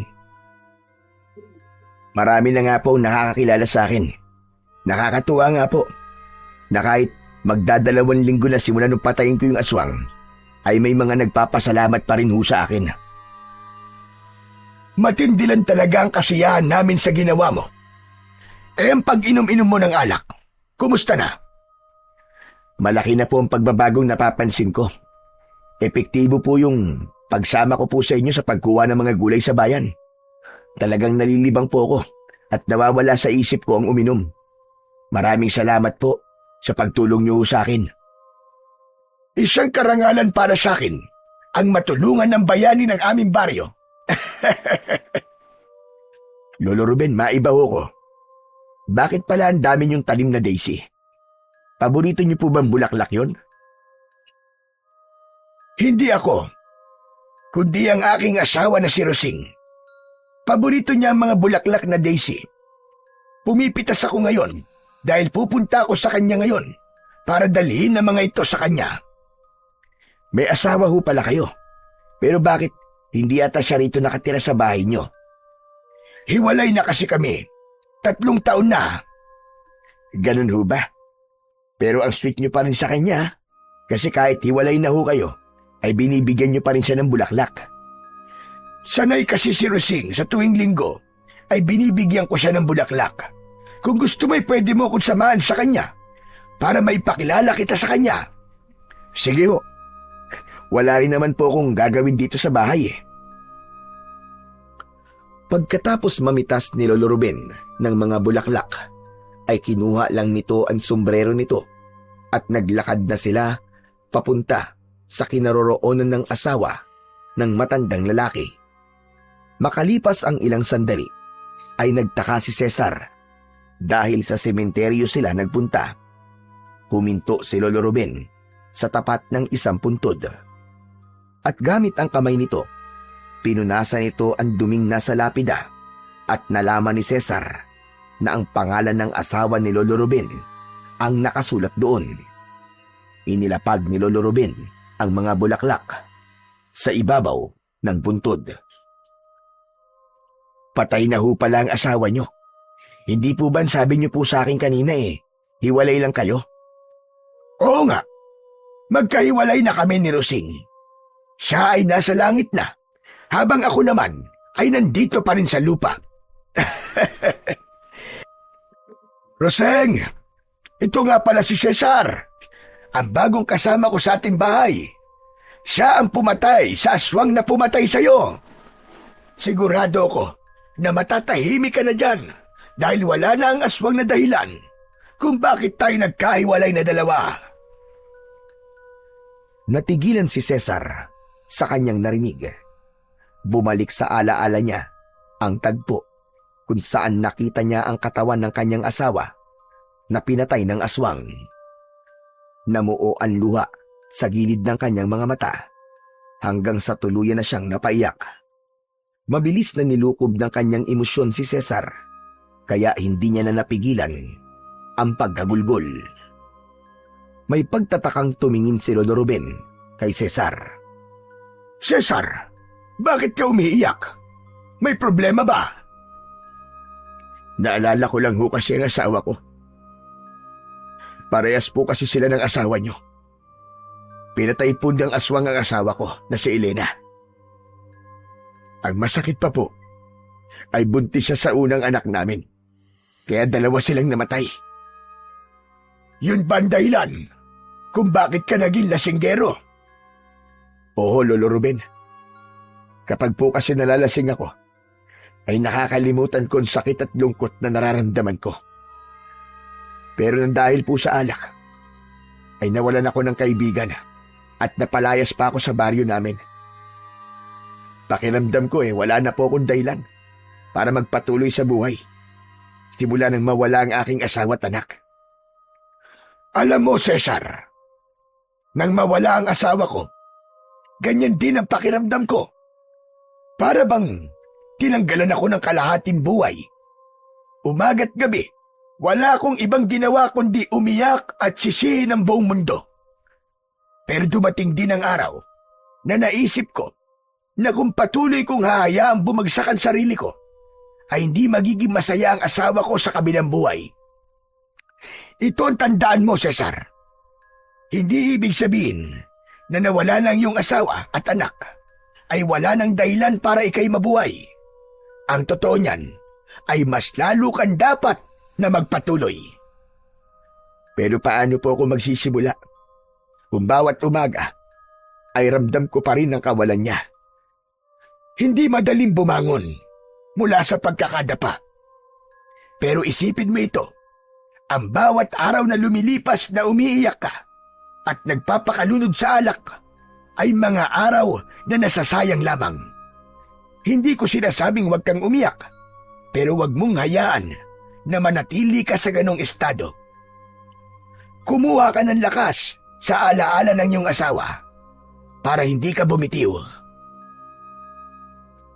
Pakiramdam ni Cesar ay may kung anong kumurot sa puso niya sa mga sinabi ni Lolo Ruben. Tila nawala ang makapal na ulap na matagal nang nakatakip sa kanyang utak simula nang patayin si Elena. Unti-unting nagkaroon ng liwanag sa kanyang pag-iisip ng sandaling yon. Si Cesar. Napakaganda po ng mga sinabi niyo, Lolo Ruben. Tatandaan ko po mga yan at gagawin ko kayong inspirasyon sa buhay ko. Naiintindihan kita, Cesar. Pinagdaanan ko din yan. Mahirap ang pagtanggap sa katotohanan. Gigising kang mag-isa at wala na sa tabi mo ang taong nakasama mo ng napakahabang panahon. Pero tandaan mo, nabuhay pa tayo. Ibig sabihin ay may plano pa ang Diyos sa ating dalawa. Kahit matanda na ako at alam ko na bilang na ang natitirang araw ko rito sa mundo, ay naniniwala pa rin ako na may magaganda pang bagay na inilaan ng Diyos para sa akin. Unti-unting sumilay ang ngiti sa labi ni Cesar. Pinunasan niya ang kanyang mga luha. Gumaan ng gusto ang kanyang dinadala at nang sandaling yon ay labis siyang nagpasalamat sa Diyos dahil nakilala niya si Lolo Ruben. Ang matandang lalaki lang pala ang magiging daan upang maliwanagan siya sa dahilan ng pagkamatay ng kanyang mahal na asawa. Simula noon ay unti-unti nang natanggap ni Cesar ang pagpanaw ni Elena. Nasasaktan pa rin siya pero alam niya na mas magiging masaya si Elena at ang kanyang anak kung ipagpapatuloy niya ang kanyang buhay. Patuloy siyang sumama kay Lolo Ruben sa pagkuha ng gulay sa bayan. Tuluyan na rin niyang naalis ang pag-inom ng alak na isang bagay na ikinatuwa ni Lolo Ruben. Isang gabi, habang mahimbing na natutulog si Cesar, ay isang panaginip ang dumalaw sa kanya. Sa kanyang panaginip ay nakita niyang sinasalakay ng mga aswang ang kanilang baryo. Maraming tao ang umiiyak at takot na takot. Kitang-kita niya kung paano walang awang pinapatay ng mga aswang ang mga tao. Nakatayo lang siya sa gitna at kahit anong pilit niya ay hindi niya magawang makaalis sa kanyang kinatatayuan. Pagsapit ng umaga, laman ng isip ni Cesar ang panaginip na yon. Kaya habang nag-aalmusal sila ni Lolo Ruben, ay nakatulala siya at tila ba wala sa kanyang sarili. Sandali lang, Cesar. Ayos ka lang ba? Kanina ko pa napapansin na parang wala kang ganang kumain. Hindi mo ba gusto ang kamote? Nagsasawa ka na ba riyan? Dahil yan ang madalas nating almusal. Hindi ho, Lolo Ruben. Ang totoo, paborito ko po ang kamote. Kaya kahit ito po ang almusal natin araw-araw, ay wala po kayong maririnig na pagrereklamo sa akin. Abay kung ganon, ano ang dahilan ng pagkakatulala mo? Ang totoo ho niyan, Lolo Ruben, nanaginip po kasi ako kagabi. Hindi po magandang panaginip yun. Biruin nyo inaatake raw po ng mga aswang ang baryo namin kung saan ho ako nanggaling. Ang dami pong pinatay ng mga aswang. Tapos, nasa gitna lang po ko at wala akong magawa para ipagtanggol ang mga tao sa aming baryo. Para bang natulala ako at naging isang estatwa. Aba, nakakatakot nga kung mananaginip ka ng ganyan. Sa tingin ko po, Lolo Ruben, ay isang pahiwatig ko ang panaginip na yon.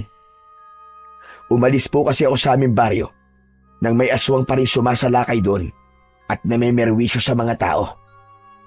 Nangangamba po ako na dahil wala na ako ron, ay mas lalong tumindi ang pag-atake ron ng mga aswang sa aking mga kababaryo. Kung ganon, ano ang desisyon mo? Babalik ka ba sa baryo nyo? Hindi ko pa ho alam eh. Ang totoo ho naguguluhan pa rin ako hanggang ngayon. Pinalayas na po kasi nila ako ron. Kaya para sa akin, ay wala na po akong responsibilidad sa kanila. Isa pa, hindi naman marunong magpasalamat ang mga tao ron. Hindi po kagaya rito sa baryo nyo. Isang aswang lang po ang pinatay ko, pero abot langit na ang pasasalamat ng mga tao sa akin. Pero sa baryo kung saan ako nanggaling, halos gabi-gabi ko po sinusiguro ang kaligtasan ng lahat.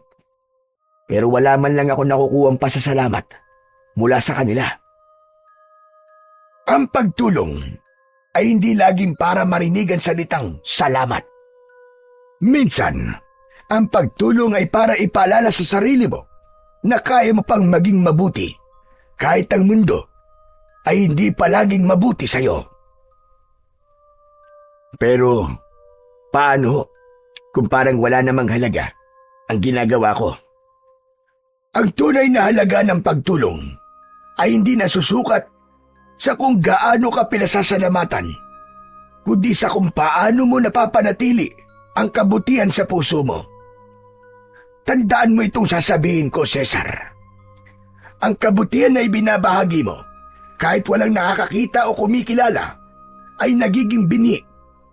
Isang binhi na pagdating ng tamang panahon, ay aanihin mo. Isa pa, hindi mo ba naisip na baka ito na ang pagkakataon mo para muling patunayan sa baryo nyo na nagbago ka na?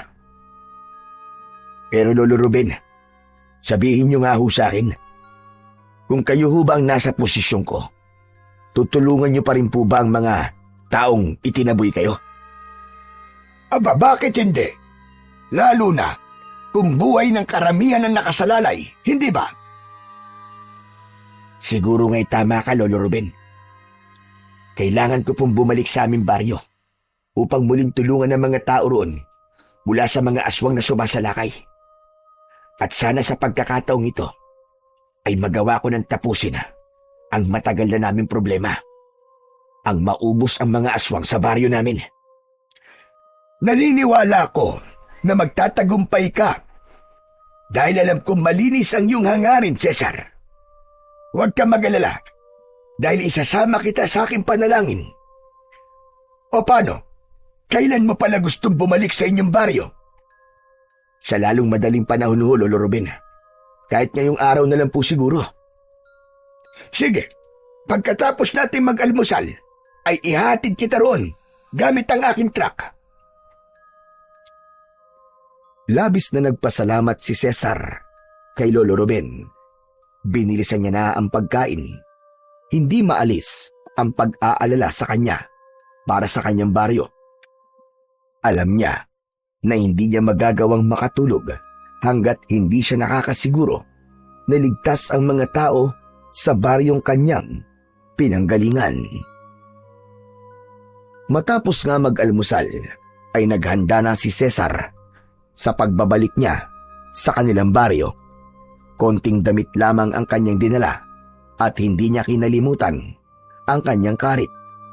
Gaya ng sinabi ni Lolo Ruben, ay ginamit nito ang truck nito upang ihatid si Cesar sa baryo nila.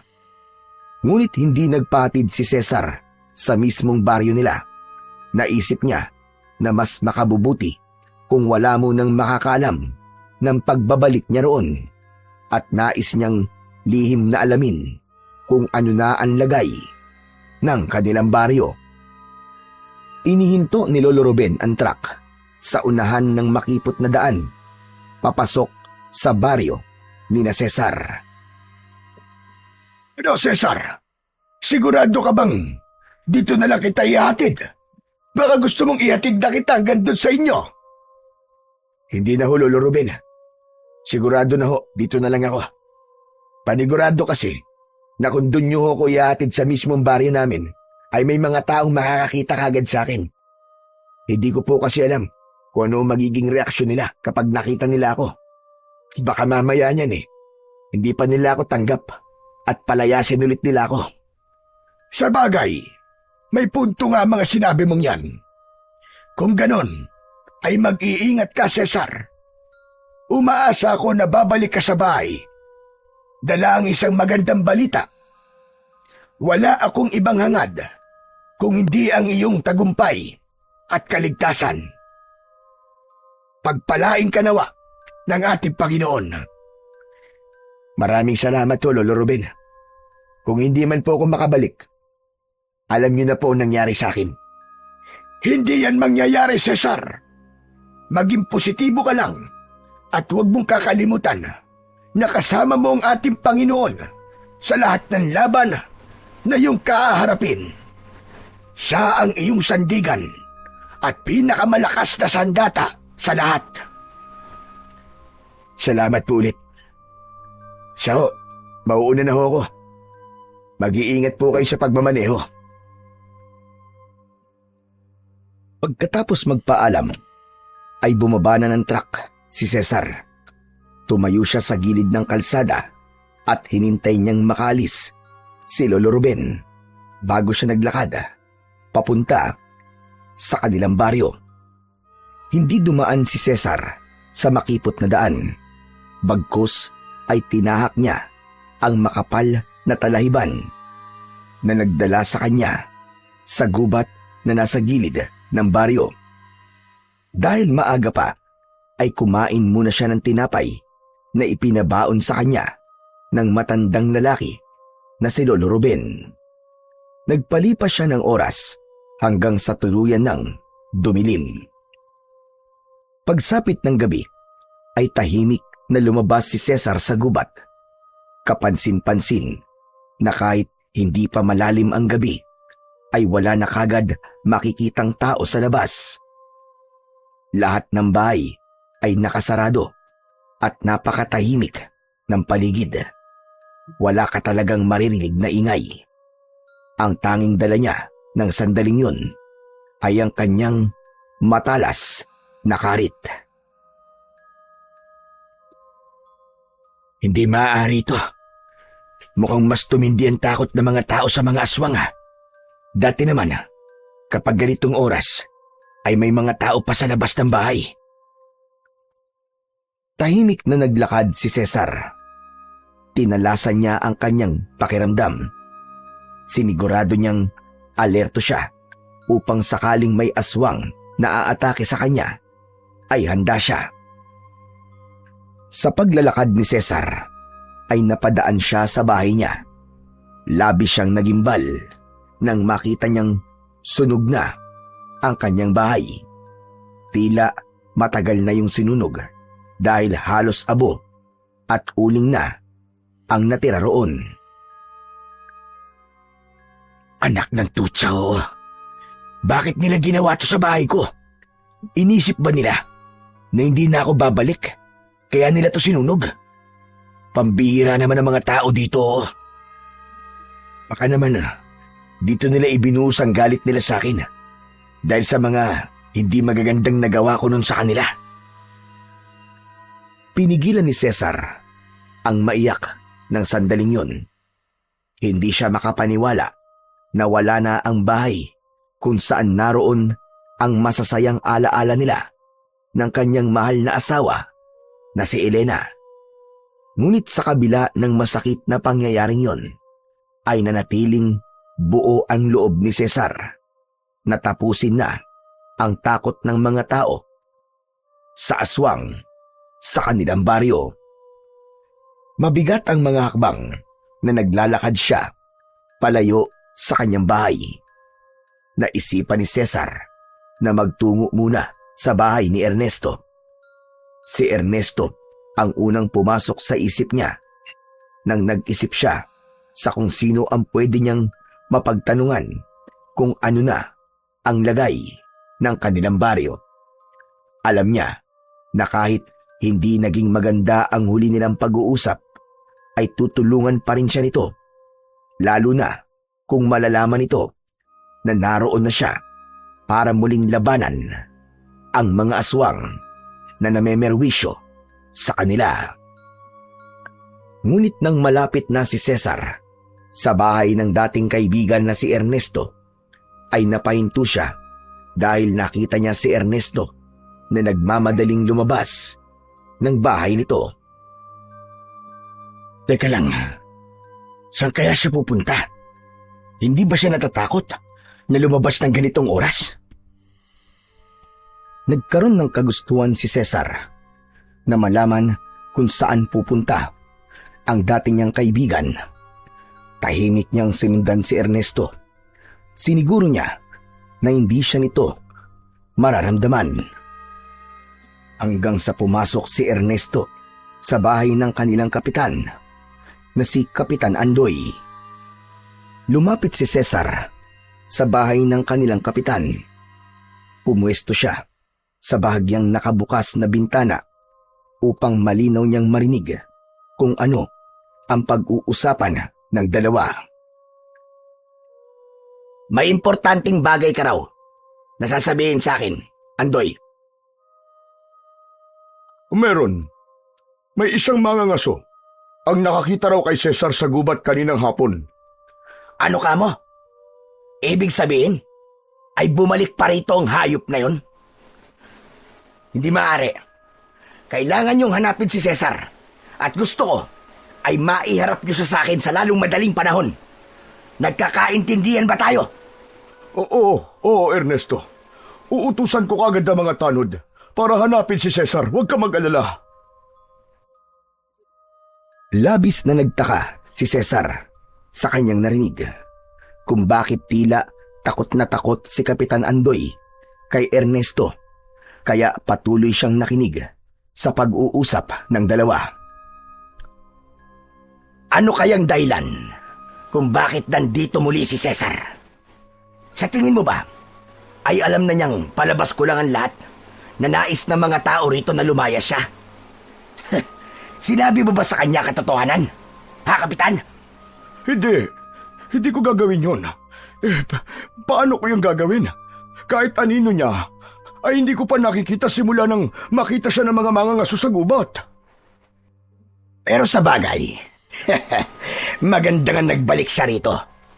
Gusto kong malaman niya mismo sa akin kung paano ko siyang tinraidor. Sasabihin ko sa kanya na gawa-gawa ko lang na nagbotohan kayo para palayasin siya. Dahil ang totoo, nagsinungaling ako sa kanya para mawala na siya rito sa baryong ito. Para wala nang makikipaglaban sa mga aswang at magawa ko na ang matagal ko nang gustong gawin. Ang sakupin ng baryong ito at tuluyan na itong pamahayan ng mga aswang na kagaya ko. At pagkatapos nun, kapag alam na niya ang lahat, ay saka ko siya papatayin. Ako mismo ang papatay sa kanya. Nang hilakbot si Cesar sa sinabi na yun ng dati niyang kaibigan na si Ernesto, pakiramdam niya ay sasabog ang kanyang ulo ng mga sandaling yun nang malaman niya na si Ernesto pala ay isang aswang at traidor. Para kay Cesar ay sapat na ang kanyang mga narinig. Umalis na siya roon at isang plano kagad ang nabuo niya sa kanyang utak habang papunta siya sa bahay ni Ernesto. Pinasok ni Cesar ang bahay ni Ernesto. Kinuha niya ang isang upuan at ipinwesto niya yon sa harap ng pinto. Umupo siya roon habang hawak ang kanyang matalas na karit. Makalipas ang ilang minuto na paghihintay, ay nakarinig siya ng naglalakad sa labas. Alam niya na parating na si Ernesto. Bumukas ang pinto at labis na nagulat si Ernesto nang makita nito si Cesar sa loob mismo ng bahay nito. Cesar? Cesar, ikaw ba talaga yan? Aba, kailan ka pa nakabalik? Alam mo bang araw-araw kong ipinagdarasal na sana ay bumalik ka na rito? Sobra akong nag-aalala sa'yo, kaibigan. nung umalis ka rito. Kasi alam kong wala kang pupuntahan. Awang-awa talaga ako sa'yo noon. Kumusta ka, Cesar? Pwede ba? Tigil-tigilan mo ng pagpapanggap mo. Dahil nasusuka ako sa pagkatao mong hinayupak ka. O mas tama palang sabihin na pagkaswang mo. Teka. Ano ba't sinasabi mo? Hindi kita maintindihan, Cesar. Diablong buwang ka. Narinig ko ang lahat ng pinag-usapan niyo ni Kapitan Andoy kanina. Alam ko na isa kang aswang, Ernesto. Hindi lang ako nilinlang mo, kundi ang lahat ng tao sa baryong ito. Napaka-demonyo mong hayop ka. Biglang tumawa ng malakas si Ernesto na parabang nawawala na ito sa sarili nitong katinuan. Kung ganon, bukayo na pala ako. Wala na pala akong maililihim sa'yo. Tama ka. Isa nga akong aswang. At hindi lang ako isang ordinaryong aswang, gaya ng mga pinatay mo nung una. Dahil ako ang pinuno nila. At kaya ako narito ay upang angkinin ang baryong ito. Ang totoo, napatay mo na ang lahat ng mga alagad ko, Cesar. Napakahusay mo talagang manunugis. Kaya ako na lang ang natitira sa aming lipi. Pero may plano ko. Gagawin kong mga aswang ang lahat ng tao rito sa inyo. Kaya nang mapaalis na kita, ay agad kong ipinaalam sa mga tao kung sino talaga ako. Ginamit ko ang takot ng mga tao upang maging sunod-sunuran sila sa akin. Lahat sila ay naging mga alipin ko. Sinabi ko na sa oras na umalis sila, ay susundan ko sila at papatayin. At bukas ng gabi na mangyayari ang aking pinakahinihintay. Gagawin ko ng mga aswang ang mga tao rito, Cesar. Ikaw, gusto mo bang maging isa sa aking mga alagad? Wala akong balak na maging alagad mong hayop ka. Ngayong alam ko na lahat. Oras na para sa kamatayan mo. Sandali. Masyado ka namang hati. Sigurado ka bang alam mo na ang lahat? May kailangan ka pang malaman. Alam mo bang ako ang aswang na pumatay sa pinakamamahal mong asawa, Cesar? Sinadya kong lasingin ka ng gabing yon para magawa ko ang plano ko. At nagtagumpay naman ako. Patay ang asawa mo kasama ang sanggol sa tiyan niya.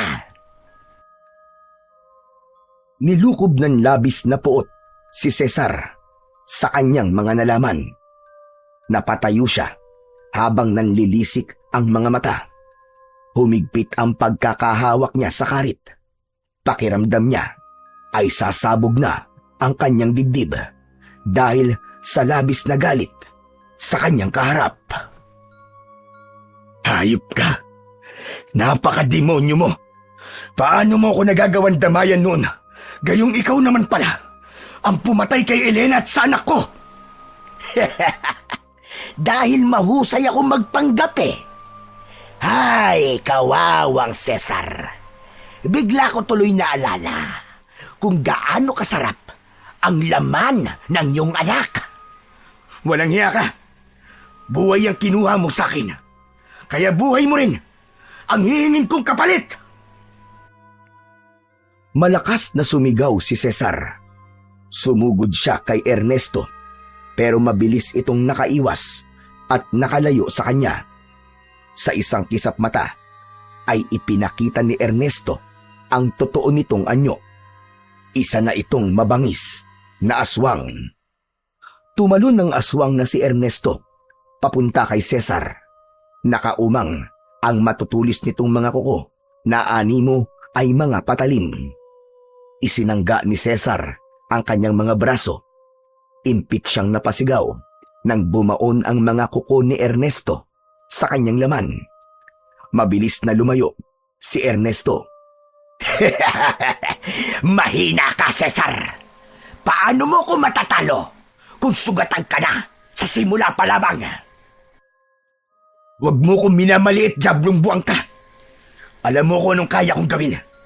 At kung mapapatay mo man ako ngayong gabi, sisiguraduhin kong isasama kita sa aking hukay. Muling sumugod si Cesar kay Ernesto. Mas binilisan niya ang kanyang paggalaw, ngunit kahit na anong gawin niya, ay madali lang na naiiwasan ni Ernesto ang lahat ng kanyang pag-atake. Hanggang sa sinunggaban siya ng aswang, kinalmot nito ang kanyang dibdib. Napaatras si Cesar. Walang kahirap-hirap siyang binuhat ni Ernesto at ibinalibag ng malakas sa lupa.